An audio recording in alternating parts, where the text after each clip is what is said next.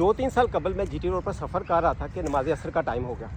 میں نے بھی سوچا کہ چلو میں بھی جا کر نماز ادا کر لیتا ہوں. میں ایک نہایت ہی گنہگار شخص ہوں, نمازیں بہت ہی کم ادا کرتا ہوں, عبادت بہت ہی کم کرتا ہوں. لیکن اس دن پتہ نہیں میرے دل میں کیا خیال آیا, میں شاید کسی پریشانی میں بھی مبتلا تھا, تو میں نے سوچا چلیں آج جا کر نماز پڑھ لیتا ہوں. کیونکہ میں ایک مطلبی شخص ہوں, تو میں مطلب کی خاطر عبادت کرنے چلا گیا.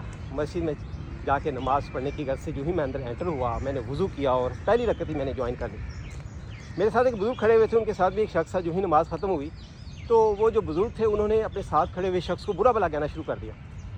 میں نے بھی تھوڑا سا انٹرسٹ شو کروایا, میں نے بھی پوچھا انکل کیا ہوا ہے. تو انکل نے کہا کہ یہ دیکھو یہ بندہ نماز ٹھیک نہیں پڑھ رہا تھا, اس کی شلوار ٹخنوں سے نیچے تھی, پاؤں کے نیچے آ رہی تھی, یہ ٹیڑھا میڑا رکوع میں گیا ہوا تھا اور اونچی آواز میں خسر خسر کر رہا تھا, جس کی وجہ سے میں ڈسٹرب ہو رہا تھا. میں نے کہا انکل چلے چھوڑیں کوئی بات نہیں ہے. بیچارے وہ بندہ بھی کچھ بحث کر رہا تھا, لیکن انکل منع نہیں ہو رہے تھے. انکل اس کو برا بھلا کہے جا رہے تھے کہ آپ لوگوں کی وجہ سے مسجدیں آباد نہیں ہوتی ہیں, آپ لوگوں کو نماز نہیں پڑھنی آتی ہو تو آپ صحیح طرح سے آ کر پڑھیں. میں نے کہا انکل چھوڑیں کوئی بات نہیں ہے, میری بھی نماز پتہ نہیں کیسی ہوگی, شکر ہے آپ نے اس کو نہیں دیکھا. میں بھی آڑی ترچھی نماز پڑھ رہا ہوں گا, کافی عرصے کے بعد نماز پڑھنے کے لیے آؤں, تو چھوڑیں کوئی بات نہیں ہے. بندے مساجد میں آئیں گے تو ایسا ایسا ٹھیک ہو جائیں گے. لیکن انکل شاید غصے میں تھے, اپنی بیگم سے لڑ کے آئے ہوں گے یا کوئی اور ان کو پریشانی ہوگی. یہ ایک انوکھا واقعہ تھا کہ انکل نے اس کو اچھا خاصا برا بھلا کہنا شروع کر دیا.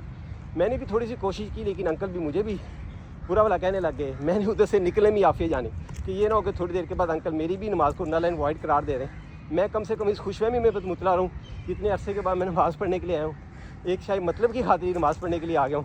شاید اللہ تعالیٰ میری کوئی سن لے. تو میں جلدی جلدی باہر آ گیا, اور باہر آ کر یہ سوچتا رہا کہ یہ کیا ہوا ہے. نارملی مجھے ایسے کبھی کوئی واقعہ دیکھنے کو نہیں ملا, لیکن وہ ایک انوکھا سا واقعہ تھا, تو آج مجھے یاد آ گیا. میں باہر آ کے سوچتا رہا کہ یار ہم لوگوں نے لوگوں کو تھوڑی سی بھی اسپیس دینا چھوڑ دیا کہ اگر وہ مسجد میں آ ہی گئے ہیں, اگر وہ کوئی غلطی کر رہے ہیں تو کوئی بات نہیں ہے, کچھ عرصے کے بعد ٹھیک ہو جائیں گے. لیکن ہم لوگ برداشت نہیں کرتے ہیں. ہم نے اپنے مساجد کے باہر ٹیگز لگا لیے ہیں کہ میرے فرقے کا بندہ ہی ادھر آ کے نماز پڑھے گا. ہم تھوڑی سی لوگوں کو اسپیس دیں, مساجد دوبارہ آباد ہو جائیں گی. نہیں تو وہاں ایسی ہی ویرانیاں رہیں گی جیسے اس مسجد میں تھیں کہ صرف 6-7 نمازی حضرات تھے جو نماز ادا کر رہے تھے.